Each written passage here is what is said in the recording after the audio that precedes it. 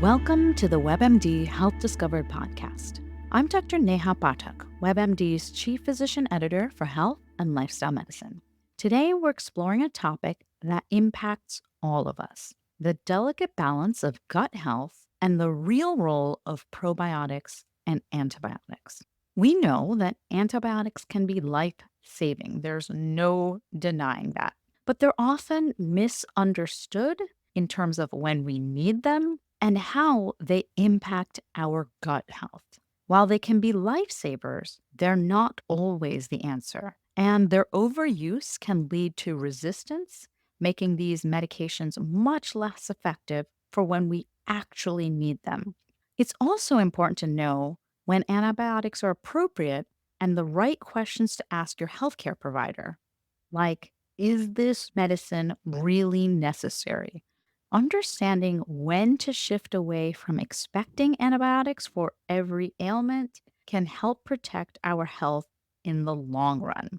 And very importantly, can help protect our gut health in the long run.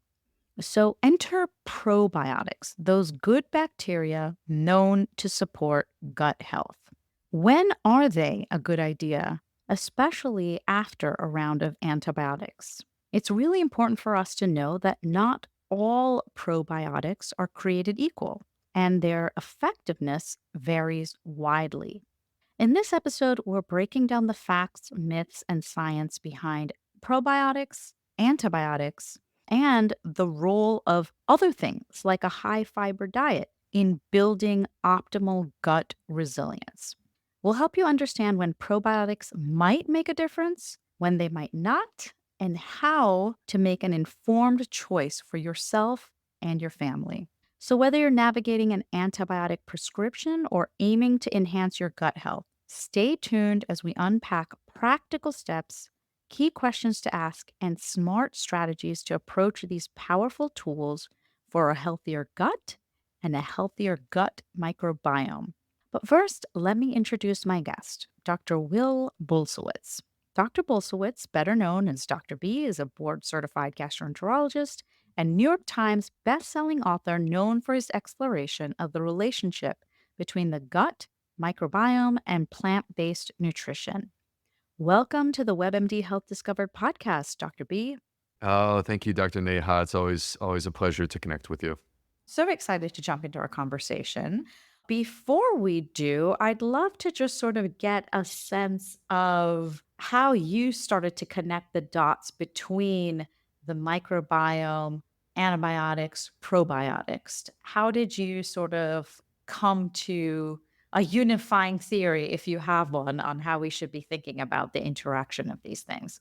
The story, quite simply, is that I was going through my medical training 8 years after medical school, 16 years when you include medical school and college. And I was in my early 30s, and I had sacrificed everything to become a doctor, including my own health. I was 50 pounds overweight. I had metabolic issues. I was in a bad place in terms of my mood, my self-esteem, and I needed to fix my own issues. And what I ultimately discovered was the power of dietary change. So that came first, and that was roughly 2012, 2013 for me. I was at that time 32, 33 years old, wrapping up my training. I was in my gastroenterology fellowship. And so as I was processing what had happened in my own life and attempting to bring it into the clinic to help my patients who had gut health problems, I then started to see the emergence of new research in my field as a gastroenterologist.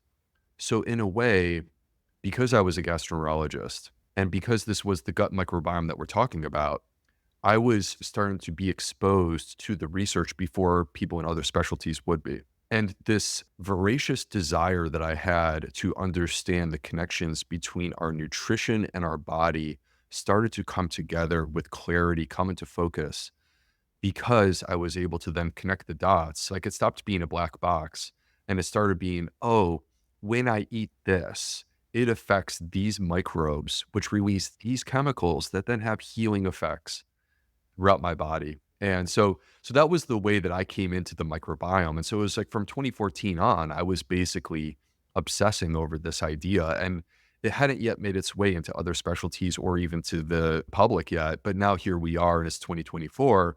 and people are definitely paying attention. That story is so reflective of why we're talking to a gastroenterologist about antibiotics and probiotics. So, we're having this discussion today, hopefully, around what we need to be thinking about when we're prescribed some of these medications. Can you help us take a step back and really talk through what are we talking about when we say probiotics or prebiotics?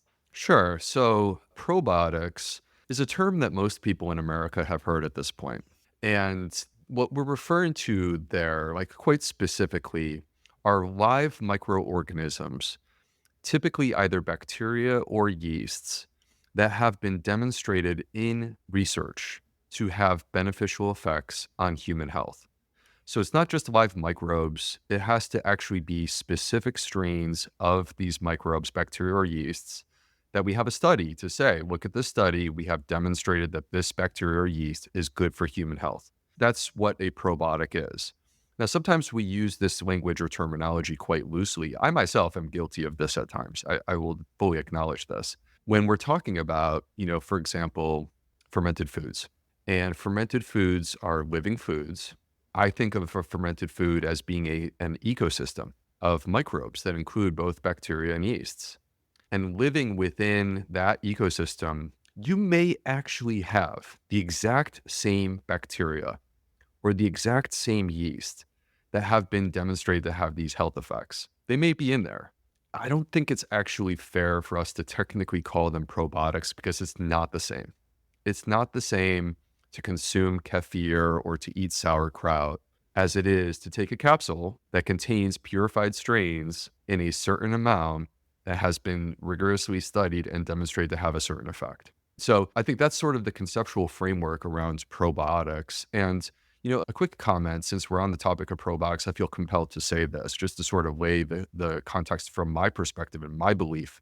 I feel like people want to reduce them down to either good or bad, right? It's like this black or white thing, but it's not really. It's actually quite nuanced. And I personally, as a gastroenterologist, have cared for thousands of patients that have benefited from the use of probiotics.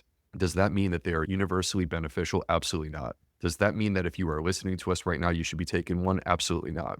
Does that mean that we're even using them properly right now in the United States? I would say that we're not. So I hope that that's one of the things that we can kind of dig into is the nuance, because I do think that there's a place that exists where probiotics can be helpful and beneficial to people who need them, but they're not the silver bullet that everyone needs to take. And that, to me, is where we run into an issue where the marketing is hyperbolic and beyond what the science actually supports.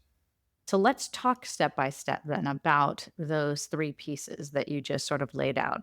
Talk to us first about situations in which you do find them to be beneficial, probiotics. And then when we say probiotics, also tell us what you mean by that specifically. Are you talking about that in the food based form? Are you talking about that as a capsule? And then talk about in what circumstances do you use that tool in your toolbox?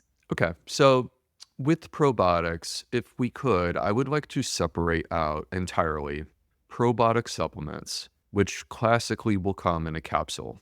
And I would like to remove that from any sort of idea around fermented foods. Probiotic supplements, what you're going to have is a capsule that contains specific microbes that might be one bacteria or one yeast or a mixture of several. And they're put in there with the intent of providing benefits to your health. They're going to define typically a certain number of different microbes. Part of the issue that we have, from my perspective, is that people, number one, assume that probiotics, they're all the same. And this is even done, by the way, Neha, in some of the studies, like systematic reviews and meta-analyses, where they just bundle all probiotics together, right? They're not the same. Different microbes have different effects. Different numbers have different effects. So for the people who are listening at home that are trying to make an assessment of can I use a probiotic? I want you to understand that the way that you go about this is to start with evidence, the science, and to say, what evidence do I have for these specific microbes in this specific amount? And that is, to me, the simplest that we can make it. We can certainly make this more complicated and talk about different types of capsules and things like that. I don't think we necessarily need to go there. I think that what we need to focus on is what is the evidence for this specific microbe in this specific amount? And there should be an outcome. So what I mean by that is, are we attempting to improve irritable bowel syndrome? Are we attempting to improve constipation? Are we attempting to protect ourselves from developing an infection after we take antibiotics? And for each of these things, there is research that will show some probiotics that work. And to be completely frank, the probiotics that don't work, they probably don't get published because the people who paid for those studies, they don't want to publish that study, right? So what we have is typically just positive studies that show, hey, this probiotic works for this thing. When you're thinking about taking a probiotic, and this is the same way that I think about this as a gastroenterologist, but I want our listeners to think about it this way. You start with, what am I trying to accomplish? And then you find the probiotic that has a study. Ideally, this is a placebo-controlled randomized study that shows that when you take this probiotic, you are more likely to achieve the result that you are trying to accomplish. And with that, make sure that you're taking the exact same probiotic with the exact same amount of microbes. Once you've identified that, it doesn't mean it's going to work. And with that in mind, a probiotic is a gut microbiome intervention.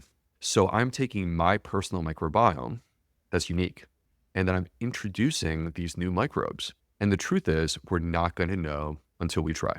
And much like, you can't promise that every single medicine will work for every single person. People have different responses. The same is true with probiotics, that ultimately you have to say, what am I trying to accomplish? If it's like, hey, I want to improve my bloating, okay, I'm going to choose a probiotic that's been shown to do this. And then I'm going to take it for a month, and I'm going to reevaluate, is this really making any difference for me? And that's the way that I approach this. So I think that, like, on some level, this combination of starting evidence-based and then moving into personalized. If we're thinking then about using that really helpful framework of, so now what is the evidence that there are probiotic supplements that may be able to lessen adverse impacts from taking an antibiotic that might impact our microbiome? How do you approach that specific outcome? It used to be years ago that we would basically recommend probiotics to anyone who was taking antibiotics. And it was just like a quite simple, intuitive idea that hadn't really been fleshed out in studies. And we just assumed, hey, this is so obvious. If we're going to knock the microbes down, then why don't we just instantly replace them with fresh good guys? And that will fix all of the issues and, like, negate any bad result.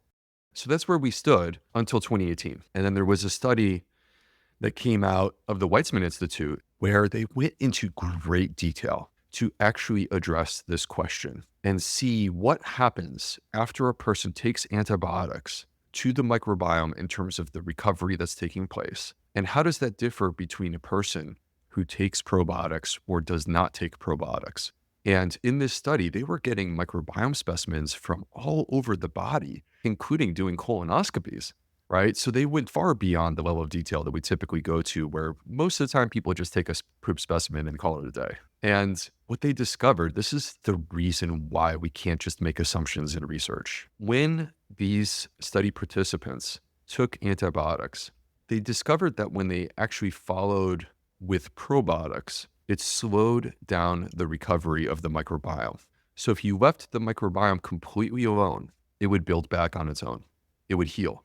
It would take time, but it would happen. But if you introduce probiotics, you actually are disrupting that healing process. And so those foreign microbes that really, frankly, weren't supposed to be there, it's unnatural. They actually are taking up residence and taking up space that it's just slowing down our ability to move forward. And so the negative effects that come from the antibiotics actually last longer when you take a probiotic afterwards. So I shifted to a new position after this study came out. And my new position was that the majority of people who take antibiotics should not take a probiotic. Now, there are exceptions to this. This is where the complex part comes in, is that there are clearly studies that show us that certain probiotics can protect us from developing an infection called Clostridioides difficile, or C. diff. And this C. diff, it is a pathogenic bacteria. It may exist, like I'm quite certain that I have this living inside of my microbiome right now because I've been taking care of so many patients with this. But in a healthy microbiome, it doesn't have any power. It can't do anything. But when you knock down the healthy microbiome with antibiotics, it creates an environment where actually this bacteria thrives. And then it grows, and then it causes colitis, which basically means inflammation of the colon. And for some people, it's a minor thing. It's detected quite quickly because they're having diarrhea 24 hours a day and they know that something is wrong. They might see blood, they may have a fever. For some people, that's easy to treat, but for many people, it is not. And it can be dangerous and require multiple courses of new antibiotics. And for some people, actually compromise their colon in terms of there are people who have had to have their colon removed as a result of this bacteria. All of what I just described is related to what's happening in the microbiome. But to answer the question, would I recommend probiotics to some people after antibiotics? Yes. The person that I'm worried that they will develop this infection called C. diff, I would actually recommend probiotics to them. And the reason why is because any sort of concerns that I have based upon the 2018 study are not as powerful as my concerns about what happens if they develop this infection. And I know that there are probiotics that can help to protect them from the infection. And that's why I would recommend those. That's really helpful. And I think just to go back to your earlier comment, let's dig in a little bit to what antibiotics are doing to the gut microbiome and the impact that they're having, which is sort of where you then come into your framework of considering which patient is going to benefit from the probiotics. So you said specifically those at higher risk for C. diff. Can you talk a little bit about antibiotics? So to properly contextualize this, because I'm about to make antibiotics sound very bad, I want to start by saying this, that if I were to use an analogy for antibiotics, the analogy that comes to mind for me is the discovery of fire by early humans. Because the discovery of fire, it transformed us in a really powerful and beautiful way. And we would never want to walk that back. And we are all better off as the result of the fact that we can light up our stove and have a fire and we can cook a delicious meal. But there are downsides to fire, and people do get hurt by fire at times if they're not careful. And that's the way that I would describe this, is that there are massive, massive benefits, but there are also downsides. And I think that the reason why we're having this conversation is that for a very long time, we focused on the benefits and we completely ignored the downsides. And so now we have to bring attention to what we've now learned, which is changing how we feel on some level. Antibiotics are the greatest discovery in the history of medicine. Nothing has added more to our life expectancy. And if you went back literally just a little over 100 years ago, the top causes of death were all infections. And those are not the top causes of death anymore, and that's thanks to antibiotics. But there are clearly downsides, and the reason that it's important to know this is that sometimes they're not necessary. In fact, research would suggest that like on the order of 30% of antibiotic prescriptions in the United States, you didn't even have to take it at all. That's why we have to talk about this. We know that living inside of our colon are about 38 trillion microbes. There is nothing that will so powerfully change the shape of that microbiome as antibiotics. This is heavy duty stuff. And what happens is that you are doing multiple things to the microbes. You are knocking them down, so we have less living bacteria. You are reducing diversity. Diversity is actually a measure of health within the microbiome. So we are making a sacrifice of reducing diversity with our antibiotics.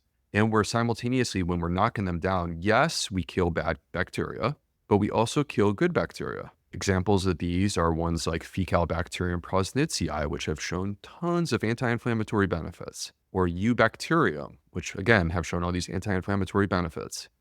When we kill these bacteria, the good ones, we suffer a consequence, which is that they're not able to do their job as well. And sometimes their job is to produce things like chemicals that have certain physiologic benefits in our body, like short-chain fatty acids, butyrate, acetate, and propionate. So for anyone who's followed my work, you've heard me talk about this before, but for those that have not, these short-chain fatty acids, they are produced when our gut microbiome breaks down fiber or resistant starch, but basically it's fiber. It gets broken down and it stops being fiber and it becomes these short-chain fatty acids, butyrate, acetate, and propionate. And I'm just going to say, and Neha, you may have heard me say this before, In my more than 20 years of study in medicine, these are the most anti-inflammatory chemicals that I've ever come across. And they have a number of different things that they're doing in our body. So when we sacrifice those microbes that produce short-chain fatty acids, what that means is you could eat the exact same amount of fiber, but you're getting less from it. And it has downstream effects. And one of them is that it damages our gut barrier. And when you damage the gut barrier, now the wall that protects our bloodstream and protects our immune system is porous. It's got holes in it. And so toxins that are existing within our intestines can sneak across and basically create inflammation and activate the immune system. All right. So this is what I'm proposing here is basically a framework for damaging the microbiome, inducing what we call dysbiosis, which is our research term for a damaged microbiome, and suffering consequences from that dysbiosis that include increased inflammation. All right. Antibiotic use has been, as a result of this, associated with many different inflammatory conditions. Like an example is inflammatory bowel disease. So Crohn's disease and ulcerative colitis have been associated with the use of antibiotics. Now, this makes them sound very scary. I have 4 kids. When my children need antibiotics, I do not hesitate. I give them what they need. But the way that I handle this is, number one, to ensure that they actually need the antibiotic. That's the most important thing, because don't take it if you don't need it. And then number two, to do what I can to reinforce their health, including their microbiome, and support it. And to me, when we say, oh, we'll just take a probiotic, again, I think we're kind of oversimplifying this. And there's other things that we could do that have nothing to do with probiotics that we could do to support these microbes so that we can get the best result. So, for your child or you, if you have to take those antibiotics, what are those things beyond probiotics that you're doing to help build back as optimally as you can? Research has shown that your diet, and specifically the fiber in your diet, fiber is the food for these microbes. Fiber is what allows them to multiply and to grow back. Fiber is what allows them to protect themselves because they have a source of nutrition. Research has shown that your diet before, during, and after antibiotics has a massive impact on how your body actually responds. Let me use an analogy. It's like we're going to have to dig a hole, all right, that we're actually like with the shovel in the hole, throwing the dirt out. And then we're going to have to climb out of this hole. For a person who's already on a high fiber diet, a healthy diet that includes a wide variety of different plants, they're standing on solid ground before they start digging this hole. For the person who's on a very low fiber diet, which sadly in the United States is 95% of Americans, they're already standing up to their waist in the hole before they've even started the antibiotic. And then you start the antibiotic, and that's when the digging begins, and you're digging yourself down into this hole that ultimately you have to climb out of. For the person who already started waist deep, they are going to end up way deeper than the person who was standing on firm, solid ground in the beginning. All right. So what I'm saying with that is that your starting point means your diet before you ever even got the prescription. And then the depth that you dig will be impacted by what you're eating while you're on the antibiotics. And then your ability to recover and bounce back is also connected to the food that you're eating, because when you consume a high quality diet that includes a lot of different fiber, you bounce right back up, right? You bounce right back up because the minute you take away those antibiotics, the fact that you're feeding and fueling these microbes, they've been so hungry and they're finally able to eat and grow back and multiply and grow. And they want to do that so briskly. But if you are consuming the standard American diet, which is predominantly ultra processed foods that have very, very little fiber, then you're not going to be given those benefits. I make arguments in my books for people to eat a healthy diet right now. Like, why would you wait, right? Because the microbiome is not just about our ability to recover from antibiotics. The microbiome is about your health today, tomorrow, the future, how you live 30, 40, 50 years from now. That's the reason that you change your diet today. But then the beauty of that is that when you come to this moment where like, oh, darn it, I have to take antibiotics because I have this issue. Cool. If you need them, take them, but continue to consume a high fiber diet. And then after you're done, continue to eat a high fiber diet. And that to me is the key, is like high fiber all the way through. What's the best way for folks to kind of have this conversation with their healthcare provider so that they can identify if a supplement is a part of the treatment plan for them beyond what you said, the daily in and out eating of these healthful foods. How would one have this conversation, or how do you advise them to have this conversation? Yeah, so I think the place that I would start is your doctor absolutely is responsible for answering the question, do I need to take this antibiotic? And the follow-up question is, what happens if I don't take this antibiotic? And that's not you challenging the doctor or their recommendation. That is you being an active participant in your own health and just collecting the proper information so that you can make a health-related choice. Because ultimately, at the end of the day, to me, where we need to be in healthcare is that the doctor and the patient form a relationship that is mutually beneficial in the sense that the doctor brings their education and expertise, and the patient brings knowing their own body and how they feel, and also their preferences, because preferences do matter. And that conversation happens, and the patient collects the information that they need, and the doctor provides the risks and the benefits, and then the patient makes a choice, right? And I think that's the structure that we ultimately need. And I don't think it's wrong to ask those questions. Do I really need this antibiotic? And what happens if I don't take this antibiotic? I think that that's very fair. So now let's assume that it's one of the 70% moments where you do, in fact, actually need this antibiotic. Okay. You've made the decision that you're going to take the antibiotic. I think it's also fair to ask the question to your doctor, do I need a probiotic in addition to this antibiotic? Thank you so much for that, because I think what you've done is you've shared with us a lot of what we can do, recognizing that there is not going to be a one size fits all. You've really helped arm us with the proper questions to ask our healthcare team so that we're making that personalized choice. I want to yield the final few minutes to you if you have any final bite sized action items. You've already shared so much to sort of create sustainable changes in our lives, and particularly around the time where it may come to a point where we or our children, members of our family, do need to take this antibiotic. You've shared so much, but final few thoughts if you have anything to add. The antibiotic conversation for me brings up, and I may be opening up a can of worms here, to be totally honest with you, but I think that we have to be thoughtful about the moments in our health where we do accept antibiotics as the treatment. And the reason why I say that is that there's things that have become trendy that ultimately guide people towards taking antibiotics.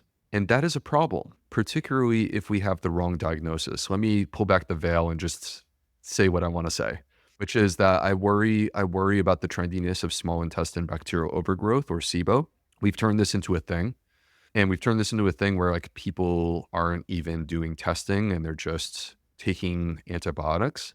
And when I say antibiotic, I should add, since we're on the topic of my concerns in this space, that sometimes people do like herbal preparations and they use a different term like antimicrobial or like bactericidal. It's the exact same thing. The difference is that at least if I prescribe the antibiotic, I know, because we have research with the microbiome at this point for most antibiotics, at least I know what the cost is and what we're going to do. And I also know what the benefit is. When we take herbal preparations, show me the research to back it up. And if you can't find it, then you don't know what the benefit is, nor do you know the risk. And that scares me. I don't like that. That's not good medicine. I really want to thank you so much for being with us today, Dr. B. This has been just a really helpful conversation. And I think that the critical piece that I hope we all take away is that we have to be mindfully thinking about how we're living our daily lifestyles, and then mindfully thinking about even just this sort of one unique intervention that might happen in an office visit, particularly around antibiotics. So, really think about all of these things mindfully. And I really, really appreciate your time and the conversation. Thank you so much for having me, Neha. My conversation with Dr. B explored the relationship between gut health, antibiotics, and probiotics, highlighting the importance of a balanced approach to maintaining gut resilience through diet, evidence based probiotic use, and mindful medical choices. Some of my key takeaways from my conversation with Dr. B are that number one, antibiotics are life saving, but they're life saving in the right context. They can have unintended effects on our gut health. It's key to know when we need an antibiotic and when we don't. Because when we need it, we should take it.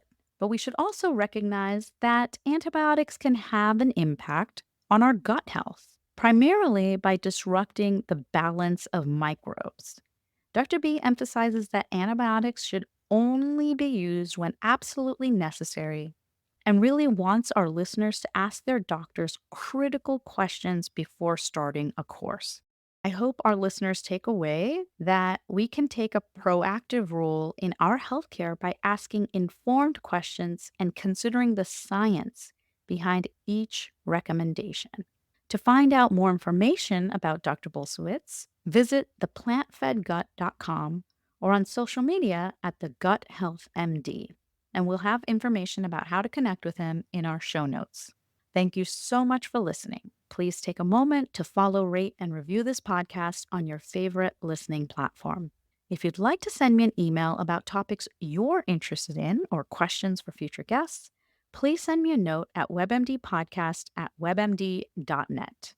This is Dr. Neha Pathak for the WebMD Health Discovered podcast.